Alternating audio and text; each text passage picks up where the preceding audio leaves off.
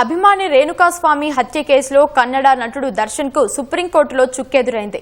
ఇంతకుముందు కర్ణాటక హైకోర్టు దర్శన్ కు జారీ చేసిన బెయిల్ ను అత్యున్నత న్యాయస్థానం రద్దు చేసింది. ఈ కేసులో నటుడు దర్శన్ పై ఉన్న ఆరోపణలు, ఫోరెన్సిక్ ఆధారాల ఆధారంగా బెయిల్ ను రద్దు చేస్తున్నట్టు సుప్రీంకోర్టు పేర్కొంది. కర్ణాటక హైకోర్టు ఉత్తర్వులు బలహీనంగా ఉన్నాయని న్యాయమూర్తులు justice JB Pardiwala, justice R మహదేవన్లతో కూడిన ధర్మాసనం ఆక్షేపించింది. దర్శన్ కు బెయిల్ ఇచ్చేందుకు ఎలాంటి చట్టపరమైన కారణాలు లేవని పేర్కొంది. విచారణ, సాక్షులపై బెయిల్ మంజూరు ప్రభావం చూపుతుందని జస్టిస్ మహదేవన్ పేర్కొన్నారు. చట్టానికి ఎవరు అతీతులు కారని, కస్టడీలో దర్శన్ కు ఎలాంటి ప్రత్యేక సదుపాయాలు కల్పించాల్సిన అవసరం లేదని జైలు అధికారులకు సూచించారు.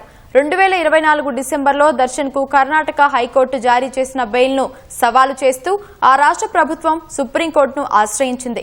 ఇందుకు సంబంధించి నటుడు దర్శన్ తో పాటు కేసులో ఉన్న నిందితులకు ఈ ఏడాది జనవరిలో సుప్రీంకోర్టు నోటీసులు జారీ చేసింది.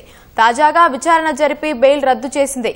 అభిమాని రేణుకాస్వామి నటి పవిత్ర గౌడ్ కు అభ్యంతరకర సందేశాలు పంపాడన్న కారణంతో అతడిని కిడ్నాప్ చేశారని దర్శన్ పై ఆరోపణలు ఉన్నాయి.